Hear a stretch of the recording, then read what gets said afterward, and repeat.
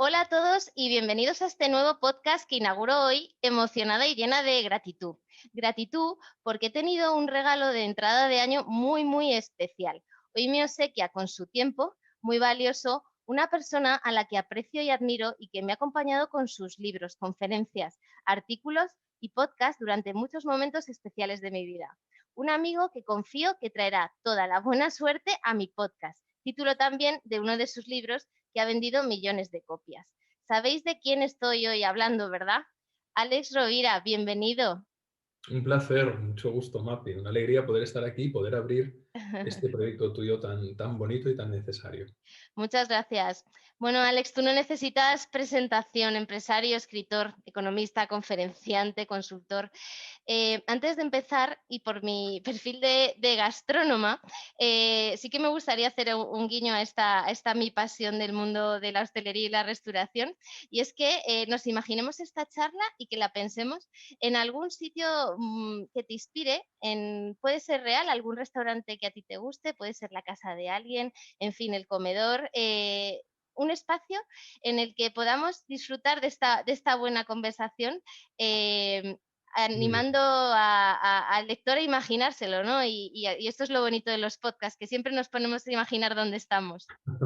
Muy bien, pues ahí estamos. Ya me he ubicado, por ¿Sí? ejemplo, en las comidas de Navidad que preparaba mi madre, que son espectaculares y que este año no hemos podido disfrutar y que tengo tanta nostalgia de esa buena comida y de esa buena mesa en la que nos uníamos toda la familia y que este año no ha podido ser. Así que me desplazo ahí imaginariamente.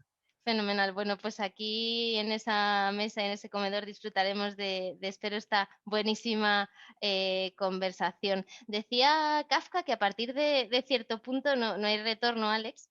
Y yo quiero decirte que cuando aceptaste mi invitación a ser entrevistado, algo que dice mucho de ti, porque al final confiar y dar tu tiempo a un proyecto que aún no existe, ¿no? Pues realmente creo que dice mucho.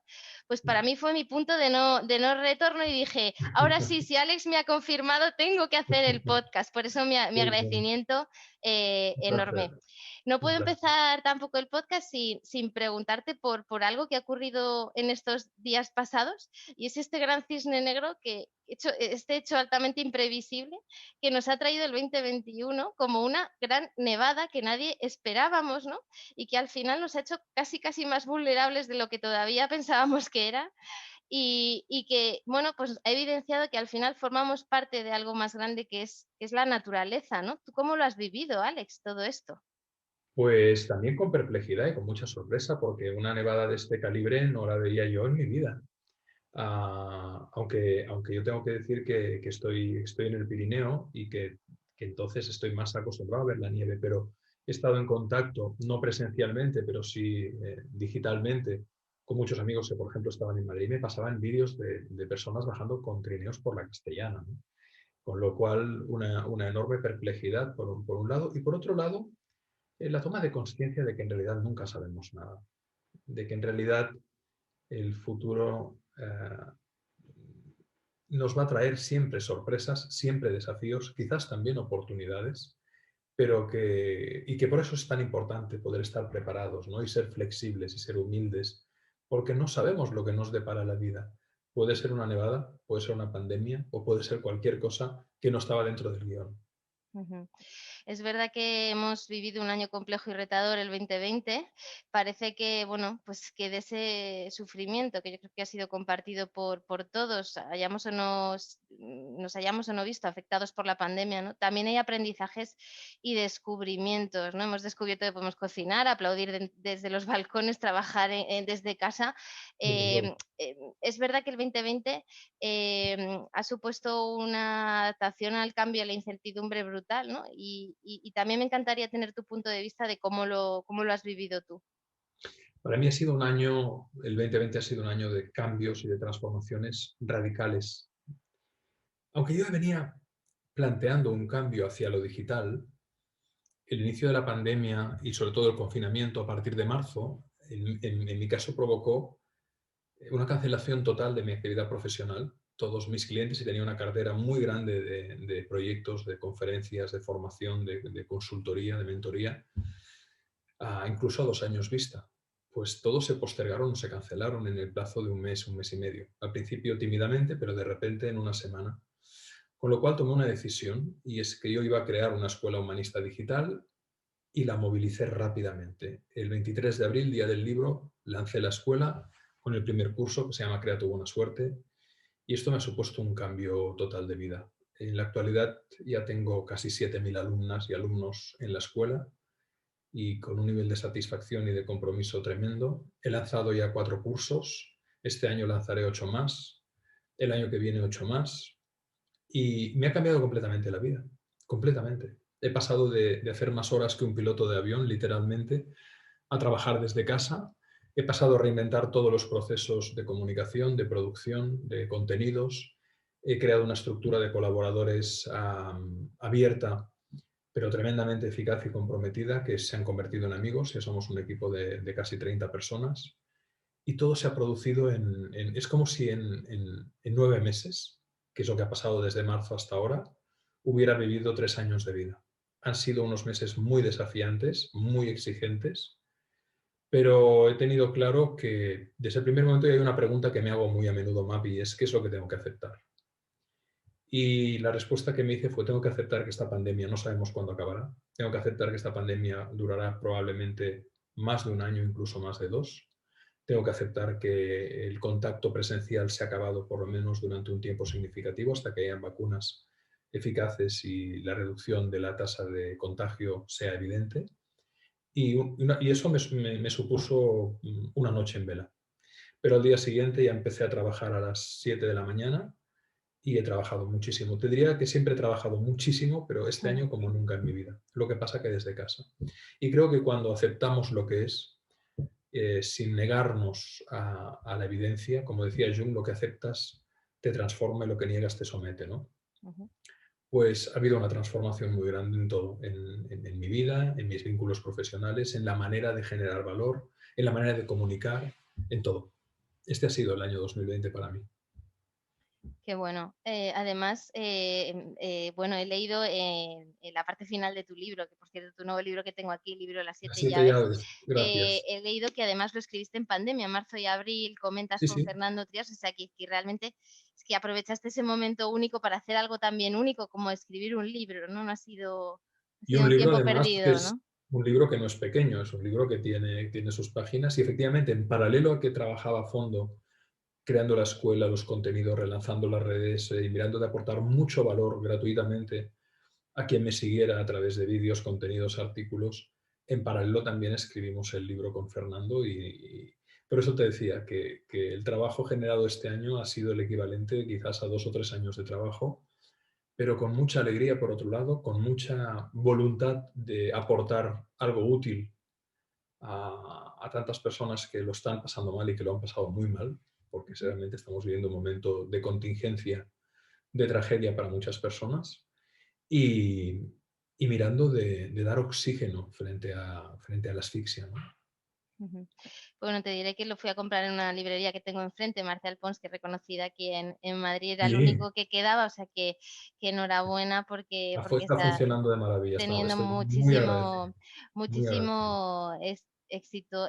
Bueno, yo lo tengo hasta subrayado en el libro, hablas de mucho del sentimiento de libertad, ¿no? Y que para conquistar esa libertad vital, pues se necesita mucho riesgo, mucho coraje. ¿Qué es libertad para ti, Alex? Bueno, la libertad es una conquista. La libertad consiste en dejar de ser esclavo. De ser esclavo de tus propios miedos en primer lugar, de los miedos sin objeto, porque hay miedos que tienen objeto, pero hay miedos que no tienen objeto. Dejar de ser esclavo de tus falsas creencias. Me gusta repetir siempre que no vivimos a la altura de nuestras capacidades, vivimos a la altura de nuestras creencias. Hay personas con enormes capacidades cuyas creencias les inhiben, les limitan, les coaccionan. Y luego la tesis de las 7 llaves en relación a la libertad parte de la fórmula matemática tan simple que dice que menos multiplicado por menos es igual a más. Cuando tú multiplicas dos signos negativos sale uno positivo. Por lo tanto, reducir, eliminar o negar lo que te hace daño, reducir lo que te daña, te hace crecer. Y la libertad muchas veces consiste en eso, en saber que el no para el otro es un sí para ti. Y quizás lo subrayo porque a mí es algo que me ha costado mucho integrar, porque yo soy una persona que me he dado mucho a los demás y que me ha costado mucho decir que no. He tenido enormes problemas porque me sentía culpable, porque me sabía mal, porque Ujú. ¿cómo le vas a decir que no? Y me costó mucho aprenderlo. Pero una vez lo he aprendido, la calidad de vida que he tenido, la tranquilidad que he tenido, el dejar de sentirme asfixiado que he tenido, ha sido muy grande. Por lo tanto, la libertad muchas veces pasa por construir esos espacios donde simplemente tú dices, quiero vivir como yo quiero, donde yo quiero, al ritmo que yo quiero. Y eso supone una negociación continua con el mundo, con las demandas, con las exigencias. Y por lo tanto, no tenemos lo que merecemos, tenemos lo que somos capaces de negociar. Y eso para mí es la libertad. Hablas de la llave de la identidad, ¿no? Ese ser quien eres, le pese a quien le pese, ¿no? A Y quien le pese, claro. qué difícil es quitarse esos grilletes, ¿no? Esas atribuciones, ¿no?, que nos cuelgan ya de bien pequeñitos, ¿no? Eres tal, eres torpe, eres listo, eres especial, eres como tu tío, eres como tu padre, serás tal, serás cual. Repensarse sin condicionamientos, ¿no? Mm. Utilizar la mente para observar y descondicionar. Y luego lo que cambia la conciencia de un ser humano y de un sistema humano es el coraje. El coraje no es ausencia de miedo, es conciencia de que vale la pena que te arriesgues. Y por lo tanto, la transformación de la vida son actos de coraje constante, de reflexión constante, también de humildad constante, pero el coraje como impulso, ¿no? Como ariete que te lleva a tomar la iniciativa y decir, bueno, esto quiero verlo encarnado, esto quiero, como tú con tu podcast, ¿no? Ujú. Que has tenido el coraje de, aparte de ser una muy buena profesional y muy considerada en tus ámbitos, tanto en la acción empresarial como en la divulgación que haces del mundo de la gastronomía, de, bueno, voy a entrar en el terreno de la reflexión, del crecimiento personal, de la psicología, de la filosofía, entras. Bueno, eso es un acto de coraje, es un acto de reinvención, que puede parecer fácil, ¿no? Pero empezar a escribir a personas, ¿no? Algunos amigos queridos, como Ujú. hablábamos a micrófono cerrado, ¿no? Que todos te hemos dicho que sí, pues por algo será, por algo será.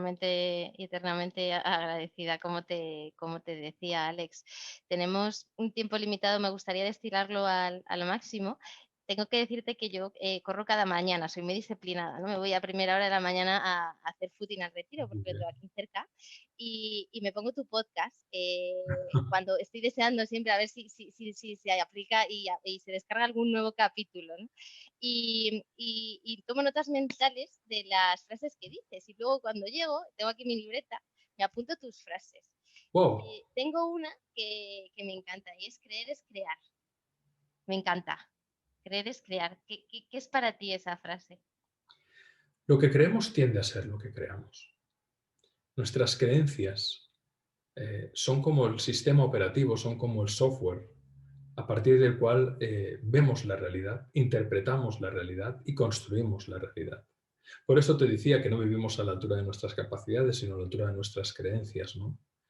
En ese sentido, creo que era Virgilio, y discúlpame si estoy citando un autor equivocado, pero creo que era Virgilio que decía, pueden porque, si era Virgilio, el poeta latino, sí, ahora estoy seguro, pueden porque creen que pueden.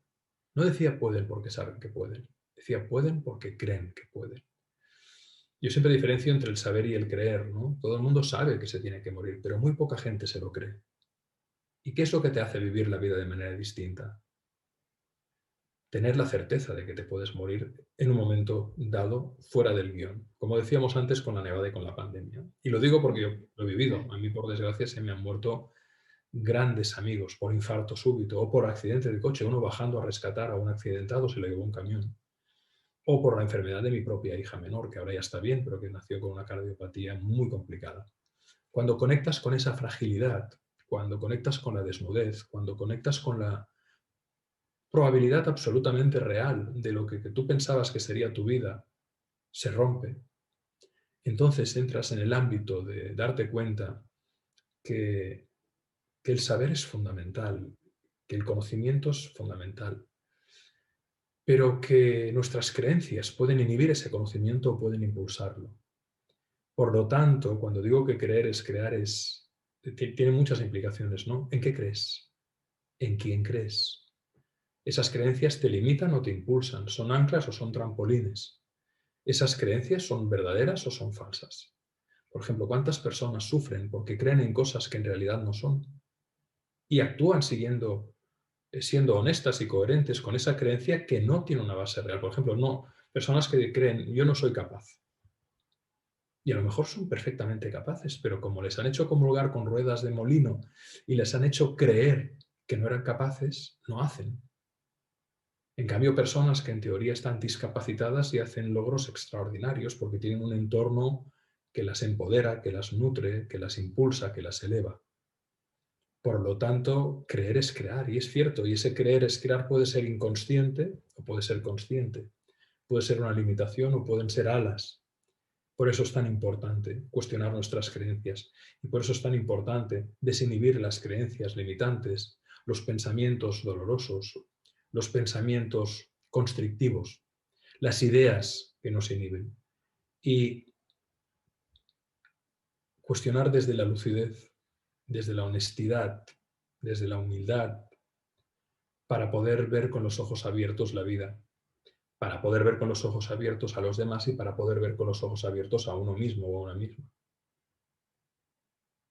Y añado, ¿no? Buena suerte, que es precisamente el título de tu Claro, gran claro, bestseller, claro. ¿no? ¿Cómo podemos hacer cosas que no estábamos haciendo? ¿Cómo podemos crear esa buena suerte, Alex? ¿Cómo...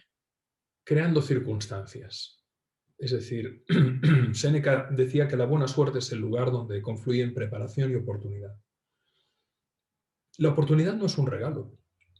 La oportunidad viene de ser oportuno. Es decir, alguien es oportuno cuando reconoce en un espacio y en un tiempo una posibilidad de realización, de logro, de cumplimiento que otra gente no ve. Hay gente que ve oportunidades. En realidad vivimos rodeados de infinitas oportunidades. Lo que para unos es basura y es un desecho, para otros es reciclaje que da dinero. Lo que para uno es un error y lo vive como un fracaso, culpabilizándose y machacándose, para otros ese mismo error es una posibilidad de aprendizaje extraordinaria, de corrección, de transformación. Por lo tanto, la narrativa que nosotros damos a la vida es la que nos permite no ver nada, ver miedos o ver oportunidades, incluso dentro de las circunstancias difíciles de la existencia. Pero eso implica un ejercicio de mirada crítica, de mirada lúcida, de mirada valiente. Y por supuesto la preparación. No puede haber buena suerte sin esa voluntad de identificar oportunidades. Pero ¿cómo las identificas? Porque puedes verlas, porque te pones las gafas de ver oportunidades y porque sales del discurso de la victimización, de la queja, de la culpabilización al otro.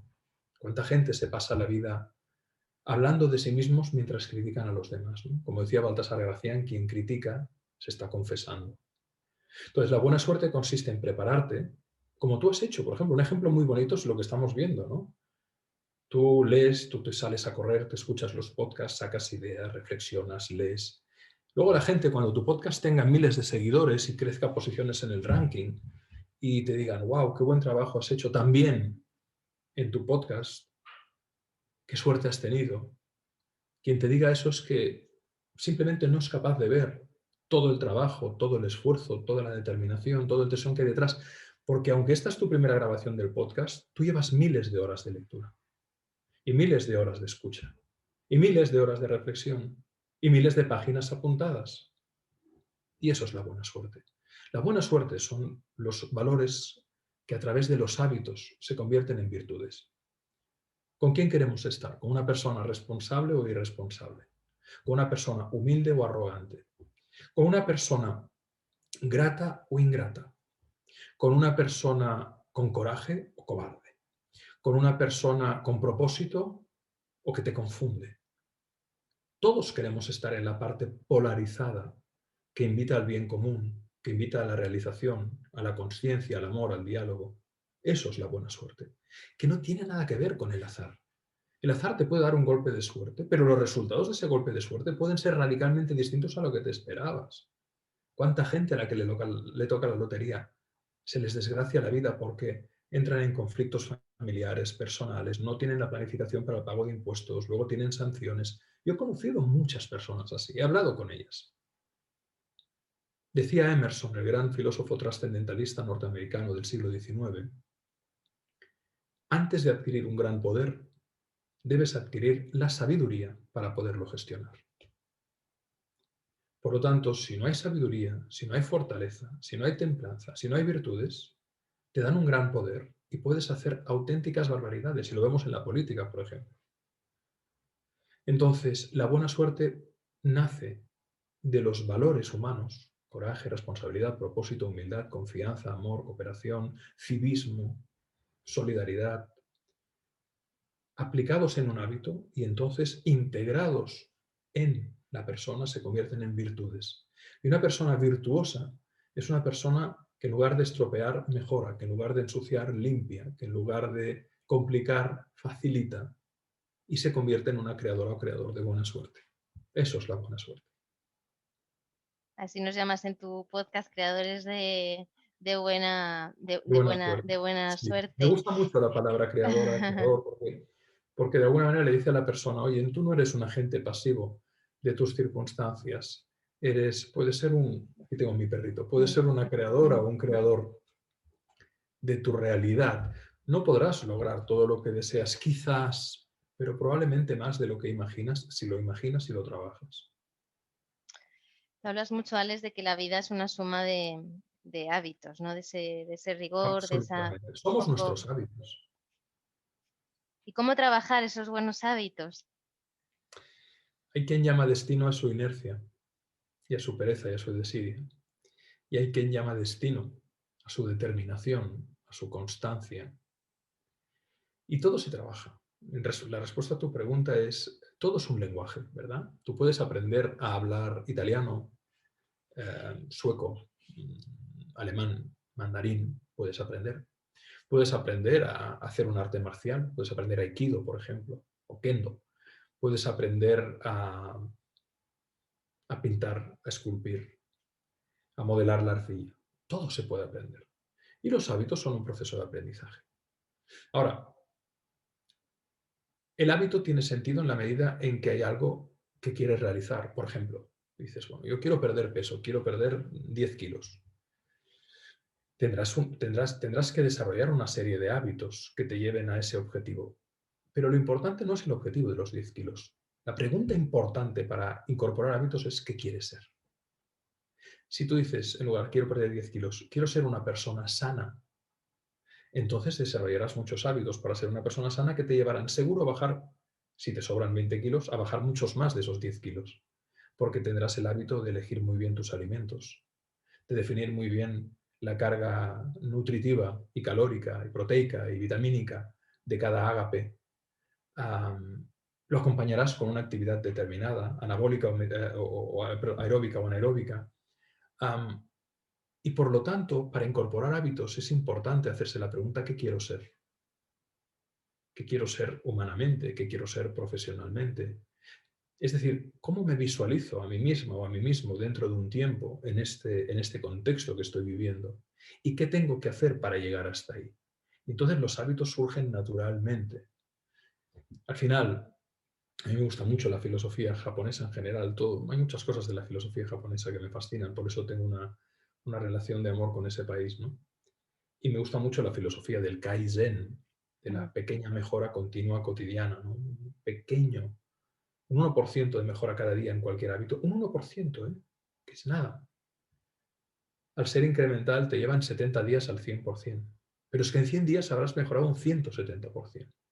Por lo tanto, aquellos hábitos que te lleven, porque al final somos nuestros hábitos, igual que hay gente que te decía que le llama, era mi destino, pero que no hacen nada, era su inercia, su pereza, muchas veces su desidia.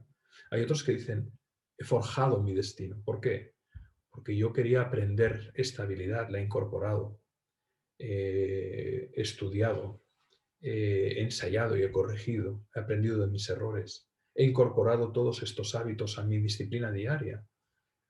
Entonces es evidente que si tú no te cepillas los dientes cada día tendrás caries y problemas e infecciones. Incluso hasta cáncer de pulmón por todas las bacterias que se acumulan en la boca, ¿no? Pues lo mismo, ¿no? La vida puede ser la suma de nuestros hábitos.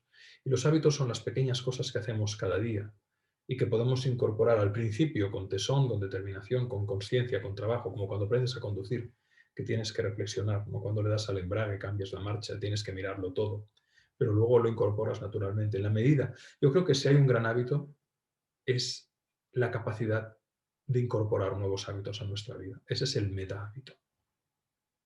Ujú. Alex, cambiando un poco de tercio, me gustaría hablar de una palabra que está como muy de moda, ¿no? El propósito, ¿no? El para qué, ¿no? Que parece que, bueno, el purpose este americano ha venido y se emplea tanto a nivel personal como en las organizaciones. Tú también eres partidario, ¿no? De siempre preguntarse ese para qué en todo lo que hacemos. Sí. Cómo encontrarlo, ¿no? Y si realmente esto es una moda o es algo que va más allá de una moda. Bueno, yo creo que sí que se ha puesto de moda, especialmente cuando hay situaciones complejas y difíciles.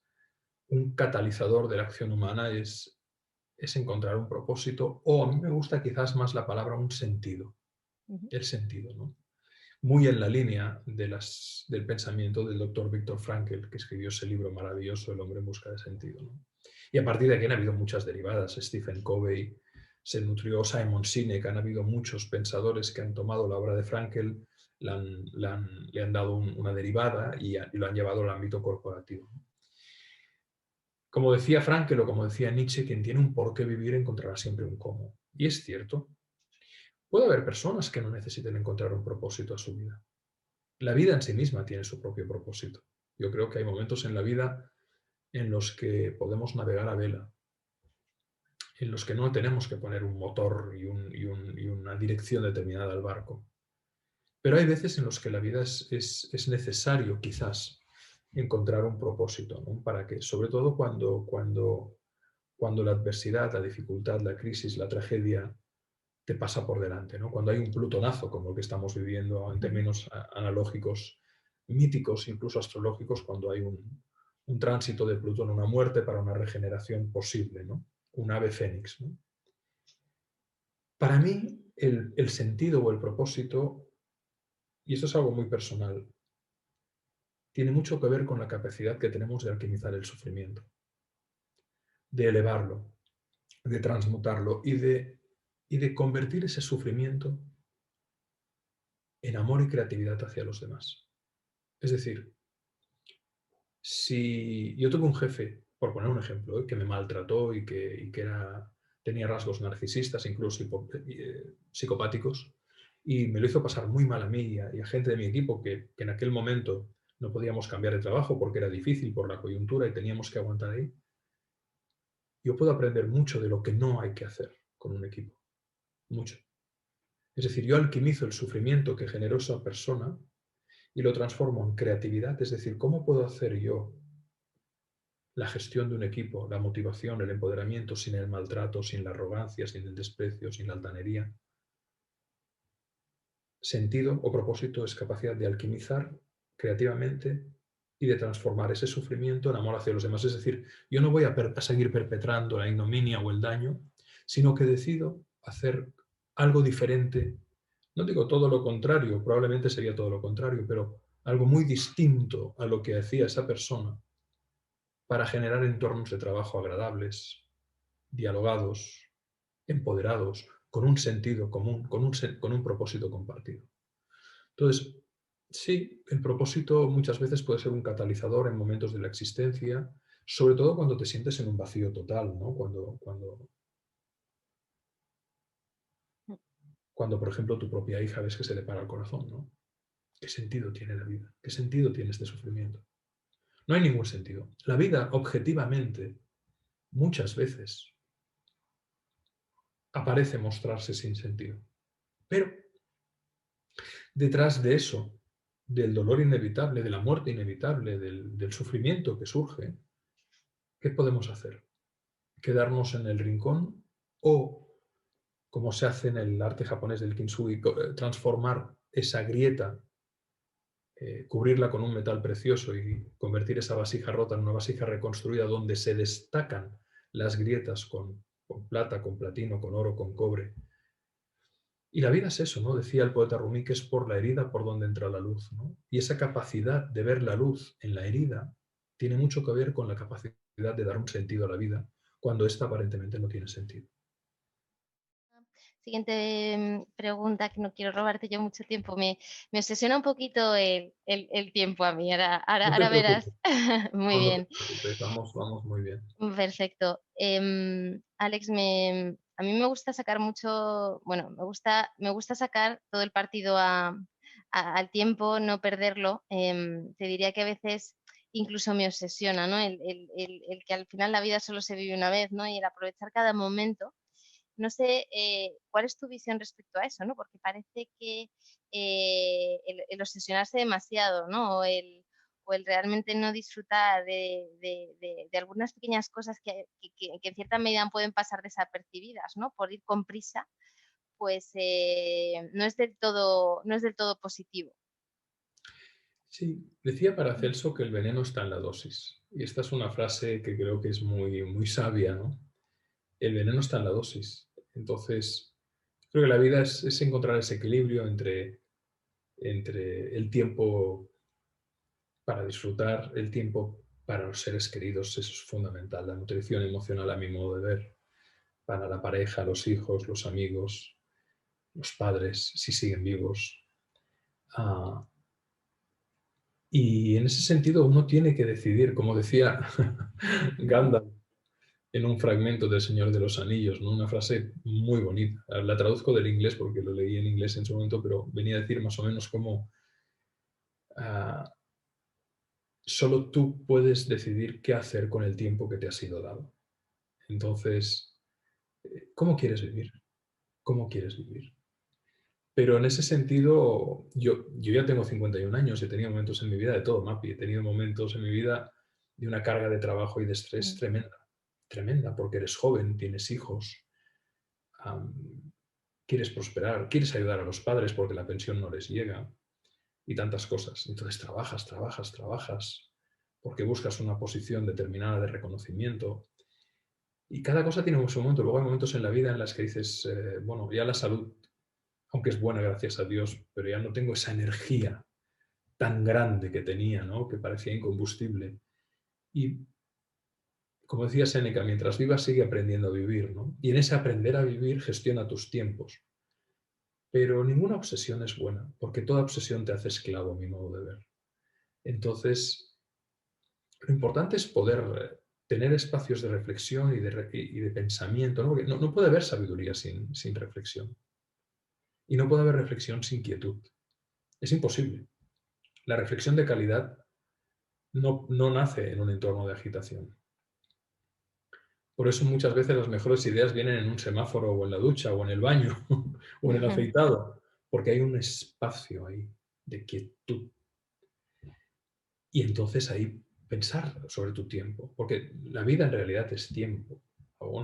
Si es una lectura saturnina, una lectura cronográmica, ¿no? De Cronos, es tiempo. Entonces, ¿qué decides hacer con tu tiempo? Y creo que una pregunta muy importante es esa, ¿no? ¿Cómo quieres vivir tu vida? ¿Cómo quieres distribuir tus tiempos? Por ejemplo, ahora le doy mucha prioridad a tener durante muchos años yo leía solo en el tren o en el avión, pero ahora dedico un tiempo diario, no miro Ujú. apenas las noticias, me informo muy rápidamente en diferentes cabeceras, ideologías nacionales extranjeras, busco mucha diversidad porque no me creo las voces de cada medio porque están sesgadas por intereses económicos y políticos. Dedico un tiempo a informarme, pero por ejemplo, mi consumo de televisión se ha reducido drásticamente. Y esa reducción drástica que antes miraba pues, las noticias, ahora la dedico a leer buenos libros, ensayo, relato, poesía, lo que sea. Es una manera de distribuir el tiempo, ¿no? O tú dices, me decías, ¿no? Que tú sales a correr cada mañana, ¿no? Como disciplina. Pues yo también salgo a hacer mi rutina, ya sea de ejercicios aeróbicos o de resistencia o a pasear a mi perro.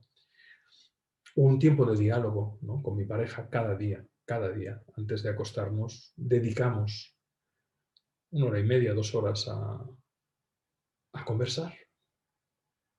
sin Alex, guión. no me puedo creer, o sea, tu capacidad productiva y cómo te organizas, hay algo ahí Pero misterioso aprendes, porque aprendes a bofetadas, Mapi.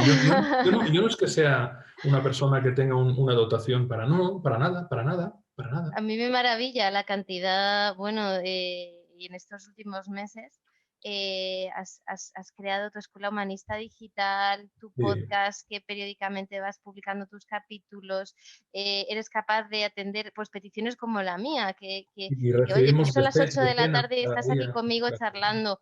Quiero decir que eso dice mucho de una persona. Yo creo que Pero no depende solo de mí, querida Mapi. Yo tengo, como te decía, he ido creando un equipo fabuloso. Yo también tengo que decir que en el pasado he tenido personas que me han ayudado. Uno tiene que saber elegir. Y han habido personas que no han funcionado. Por el motivo que sea, no entraré a juzgar. La vida te cambia cuando te rodeas de personas verdaderamente eficaces, verdaderamente productivas, verdaderamente trabajadoras. Cuando tú te rodeas de personas que aportan valor de verdad, tu vida cambia radicalmente. Y he pasado también por esa experiencia, ¿eh? Y en algunos casos ha sido muy difícil porque yo no soy de ir hipercontrolando, hipervigilando. Y hay quien se columpia porque le encanta columpiarse. Cuando tú te rodeas con personas, tú puedes sacar un provecho al tiempo tremendo. Y luego, si además procuras ser disciplinado, y en mi caso sí que yo ya de pequeño lo era, es decir, ahí sí que no me costaba mucho. Mi madre siempre dijo, es que tú llegabas a casa del colegio, merendabas y decías, me pongo a hacer los deberes porque a las 7:30 hacen la serie que me gusta, ya sea una serie de ciencia ficción, cual fuera, ¿no? Espacio 1999 o Galáctica, series de mi generación que me encantaban, ¿no? El estilo Star Wars. Pues yo me ponía a hacer los deberes y a estudiar el examen para luego poder ver la serie, porque tenía claro que si quería comer un buen postre tenía que tomarme primero la verdura. Y en ese sentido, si tienes claras cuáles son las prioridades, es que eso es muy importante. Eso es muy importante.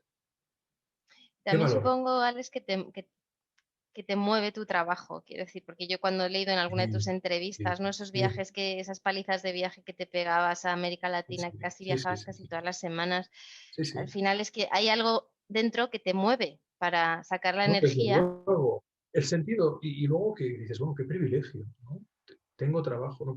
Primero, qué privilegio, ¿no? Puedo pagar la calefacción, puedo tener agua caliente y puedo pagar los gastos de la familia y puedo trabajar. Qué privilegio, ¿no? Qué privilegio que alguien te llame y te diga, queremos tus servicios. Wow. Nunca conviene dar nada por sentado. Nunca. Y fíjate que si ha habido algo que, que ha prevalecido es que no he perdido la capacidad de sorprenderme. Qué bonito. El estupor que me genera que, por ejemplo, tú, ¿no? Una profesional realmente, porque mi equipo hace bien su trabajo, ¿eh? Tú escribiste y tenemos unos códigos de valoración, porque cada día recibimos decenas de peticiones de todo el mundo. Y yo procuro atender una entrevista al día, una al día, porque ahora con la proliferación de los podcasts, canales, páginas, Ujú. es tremendo, o sea, es increíble el movimiento que hay de comunicación, de divulgación, es enorme.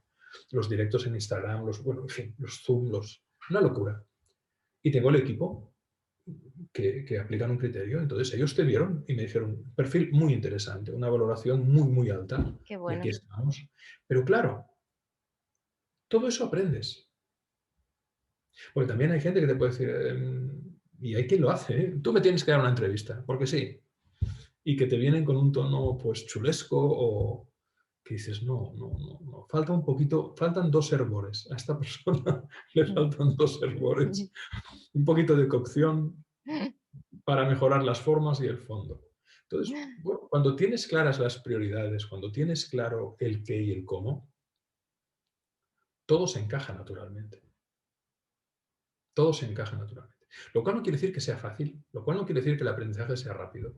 Como te he dicho, ya tengo más de 50 años, voy hacia los 52, los cumpliré dentro de 2 meses, y he tenido mucho tiempo para pensar. He cometido muchos errores, he pasado por muchos miedos, he pasado por muchos desafíos. Y hombre, si de todo eso no quedara algo, mal estaríamos, ¿no? Si a estas alturas de mi vida no aprendiera a priorizar, a gestionar. Luego he tenido el privilegio de trabajar con grandes organizaciones y con grandes personas, dentro y fuera de organizaciones, de las cuales he aprendido mucho. Es decir, yo no solo me he dedicado a la pedagogía y a compartir. En ese proceso yo he aprendido y aprendo constantemente, ¿no? De todos. Y, y las buenas lecciones útiles las procuro llevar a la práctica. Y como te digo, al principio puede costar, pero luego son un hábito inconsciente. Ujú.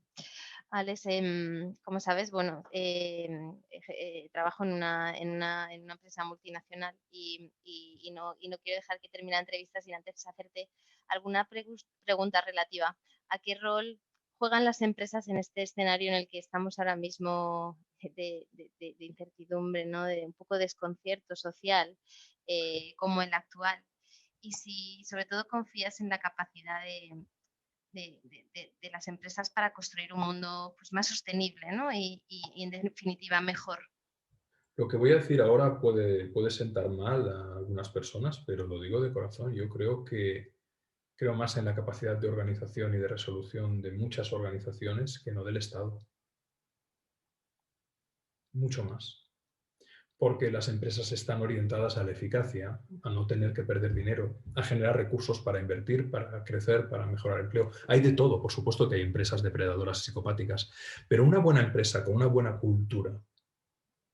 cultura constructiva, que las hay, porque son la emanación de las personas que las gobiernan. Y por supuesto hay empresas terribles, pero hay empresas que lo hacen muy bien. Lo hemos visto en la pandemia, han habido empresas, y no citaré nombres, que han dado el do de pecho manteniendo el suministro, incluso en la nevada, mejorando protocolos, acercándose a la gente, dando soluciones.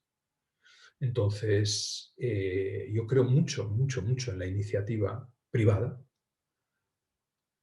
que busca dar soluciones de manera competitiva y compitiendo con otros para ajustar precios y hacerlo cada vez mejor, más que en los estados que muchas veces pueden estar, sea cual sea la ideología, gobernados por personas altamente incompetentes que han llegado a ocupar un cargo de alto poder, no porque sean competentes, sino porque se han visto apoyados por favores políticos y deudas internas del partido. Entonces puedes tener en el alto poder a personas que no han cotizado jamás en su vida, que no han montado una empresa, que no saben lo que es pagar autónomos, que no saben lo que es tener que pedir financiación para pagar impuestos, que no han pasado ni una noche en vela cuestionándose si tienen que despedir a alguien.